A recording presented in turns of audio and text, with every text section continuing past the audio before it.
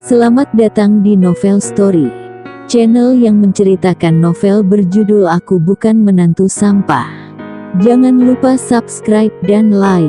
Sekian dari Mimin, silahkan menikmati ceritanya ya.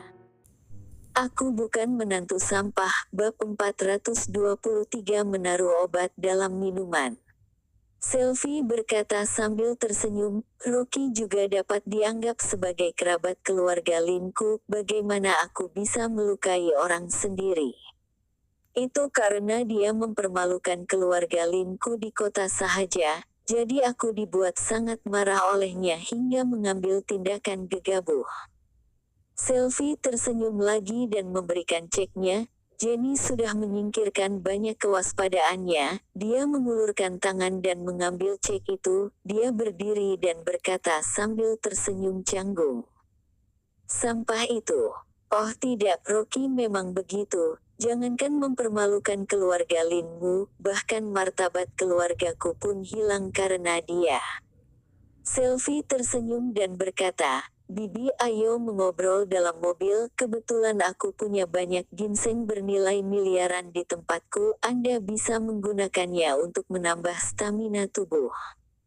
Jenny merasa sedikit tidak tenang, tetapi ketika melihat kecek di tangannya lagi, dia juga menginginkan suplemen senilai miliaran. Dia pikir dia tidak akan berani melakukan sesuatu padanya, jadi dia langsung naik ke mobil. Di belakangnya, Selvi mempertahankan senyuman cantik di wajahnya, tetapi terlihat sedikit cahaya licik melintas di matanya. Jenny dibawa ke villa pribadi Selvi. Melihat furnitur mewah di rumah itu, dia merasa iri dan terus menyentuh barang-barang di sana. Keluarga Lin memang kaya. Dekorasi villa besar ini lebih mewah daripada yang dia tinggali. Meskipun Rocky telah mengubah hak milik villa kota sahaja menjadi atas nama Dewi, Andrew, dan namanya, namun Jenny masih belum puas. Karena adiknya Rinosu tidak memiliki rumah untuk ditinggali, dia sedang berpikir kapan Rocky akan mengubah hak miliki rumah lain menjadi atas nama adiknya. Selvi duduk dengan anggun di sofa. Ada 8 pengawal berpakaian hitam berdiri di belakangnya. Dia berkata sambil tersenyum pada Jenny, "Duduklah, jangan sungkan. Kamu adalah tamu di kota sahaja. Kamu dapat memberitahuku apa saja yang kamu butuhkan." Jenny mengangguk dan tersenyum canggung. "Keluarga Lin benar-benar keluarga besar. Bagaimana menantu laki-lakiku bisa memiliki hubungan kerabat dengan kalian? Meskipun dia tidak keluar untuk bekerja, aku juga pikir itu bukan apa-apa. Namun, dia menikahi putriku dan tidak memberikan sepeser pun sebagai mahar. Jika itu didengar orang itu akan sangat memalukan." Begitu Selvi mendengar apa yang ia katakan, dia berkata sambil tersenyum, "Benar, etiket harus ada. Kamu katakan saja berapa keluarga Lin, kami akan memberikannya. Kami tidak boleh kehilangan martabat kami karena ini." Jenny langsung merasa sangat gembira. Tidak disangka Selvi begitu enak diajak bicara. Dia akan kaya. Dia masih takut pada Selvi. Dia takut dia tidak akan memberikannya jika dia mengatakan angka yang tinggi. Jadi dia tersenyum dan berkata, 4 miliar sudah cukup. Apakah 4 miliar tidak terlalu sedikit? Selvi berkata sambil tersenyum, Anda juga sudah susah payah datang ke sini, 5 miliar saja. Setelah selesai bicara, dia menyuruh pelayan untuk menulis cek. Jenny merasa sangat gembira. Dia terus mengatakan perkataan sanjungannya, dan terus memuji Selvi. Selvi mengambil cek dari pelayan dan menyerahkannya kepada Jenny. Selain itu, pelayannya membawa beberapa kotak besar suplemen, seperti ginseng, sarang burung walet, ganoderma. Hanya dengan melihat kemasannya saja sudah bisa tahu bahwa itu adalah barang bagus. Kedua mata Jenny bersinar dan dia hendak mengambilnya, tetapi Selvi tiba-tiba mengangkat tangannya dan berkata sambil tersenyum, "Namun aku memerlukan bantuanmu." "Bantuan apa?" Jenny terus menatap cek itu dan menelan air liur terus-menerus. Selfie berkata sambil tersenyum, bagaimanapun aku bisa dianggap sebagai kakak sepupu Rocky, dia sudah datang ke kota sahaja, namun bukan hanya tidak mengunjungi keluarga Lin, dia juga tidak menghormatiku sedikitpun. Itu membuatku merasa malu. Aku ingin dia mendapatkan sedikit pelajaran, dan mulai sekarang bisa lebih menghormatiku. Jenny buru-buru berkata, baiklah, aku akan memarahinya ketika aku pulang nanti. Aku akan menyuruhnya tidur di ruang tamu. Menyuruhnya datang meminta maaf kepadamu. Selfie menggelengkan kepalanya dan berkata, aku memahami kepribadiannya, dia pasti tidak akan meminta maaf kepadaku. Jenny sekarang juga tidak bisa memerintahkan Rocky lagi, dia hanya bisa tersenyum canggung, kalau begitu aku akan memarahinya habis-habisan. Tidak ada gunanya memarahinya.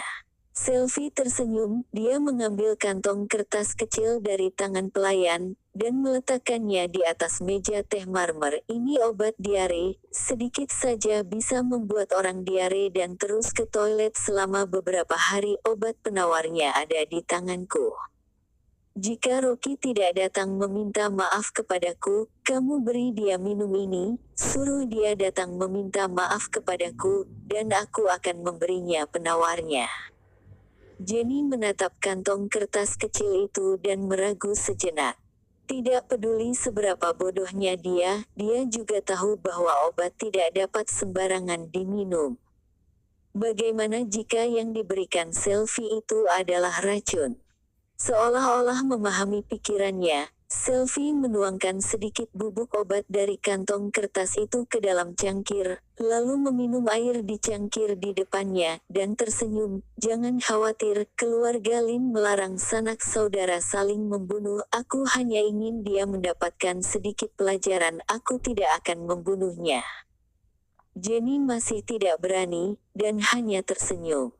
10 menit kemudian, ketika dia melihat Selfie tampak baik-baik saja, dia baru merasa tenang dan bertanya, apakah obat ini benar-benar tidak bermasalah? Selfie mengangkat alisnya, lihatlah aku, bukankah aku baik-baik saja? Setelah semuanya selesai, selain cek senilai 5 miliar ini, aku juga akan memberikan villa ini untukmu. Apakah villa ini benar-benar akan diberikan untukku? Mata Jenny membelalak karena terkejut. Selfie berkata sambil tersenyum, aku selalu tepat janji, jika tidak akan diletakkan di mana wajah keluarga Lin. Dia akan mendapatkan villa. Jenny tiba-tiba terengah-engah karena kegirangan. Keluarga Lin ternyata memang benar-benar kaya, villa yang mewah seperti ini saja bisa diberikan sesuka hati kepada orang, tidak seperti menantu sampahnya itu. Dia meminta sebuah villa padanya, butuh waktu lama baru disetujui. Nona Selfie, terima kasih banyak, aku akan membawa pulang obatnya. Jenny sangat gembira, dia memasukkan kantong kertas ke dalam sakunya tanpa ragu, dan dia tersenyum ceria. Selfie memerintahkan sopir untuk mengantarnya, dia menyaksikan sosok Jenny menghilang di pintu, senyuman di wajahnya menghilang seketika, dan tatapan matanya terlihat mengejek. Charlie keluar dari kamar dan bertanya, Nona Selfie, kamu membiarkan wanita tua ini pergi begitu saja? Selfie mengangguk dan berkata dengan sinis, semua anggota keluarga Liu idiot, beri wanita tua ini sedikit rasa manis dulu, mungkin kelak kita masih bisa memanfaatkannya. Tadi malam semua orang yang dia utus pergi ke Akiyama untuk berburu harta karun tewas. Rocky mengambil harta karun itu lebih dulu, itu membuat Selfie sangat marah. Sekarang dia telah belajar menjadi lebih tenang, mengetahui bahwa tidak akan ada manfaatnya melawan Rocky dengan kekerasan, jadi dia berencana untuk menggunakan taktik putar balik, bertindak pada orang-orang di sekitarnya dulu, kemudian menunggu kesempatan bagus dan menyerang lagi. Itu sebabnya dia membawa Jenny pulang, dan menggunakan uang untuk memenangkan hatinya agar wanita tua ini melakukan sesuatu untuknya. Charlie mencibir dan berkata, jika kali ini Rocky benar-benar diracuni hingga mati oleh ibu mertuanya, kita bisa mengurangi masalah. Rocky menerima telepon dari Broto, salep intermiten pertama yang diproduksi dari pabrik farmasi kota Babel akan segera dikirim ke kota Sahaja. Keluarga Jiang telah membuka sebagian besar saluran penjualan kota Sahaja, dan saluran dari provinsi lain. Hendrik juga menggunakan jaringan kontak keluarga Jiang untuk mengaturnya dengan baik, hanya perlu menunggu obat-obat itu tiba. Namun, ada satu masalah sekarang. Salep intermiten belum terkenal, dan harganya 5 kali lipat lebih mahal dari obat cedera luka serupa. Hendrik khawatir pasien tidak akan membelinya. Rocky juga mempertimbangkan masalah ini. Dia meminta pengobatan tradisional negara untuk membantu mempromosikan obat, tetapi karena harganya terlalu tinggi, efek iklannya tidak bagus. Dia berjalan ke ruang tamu dan hendak pergi ke pengobatan tradisional negara untuk diskusi dengan Sharfilu tentang masalah promosi obat. Jenny datang dengan ekspresi menyanjung. Menantuku, beberapa hari ini kamu sudah lelah bukan? Ibu sudah membuatkan minuman jamur putih untukmu, minumlah selagi panas. Bu, apakah kamu kekurangan uang lagi?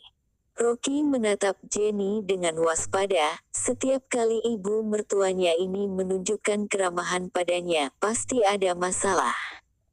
Lihat apa yang kamu katakan ini, aku sudah mau kembali ke kota Gopo, untuk apa aku meminta uang padamu lagi?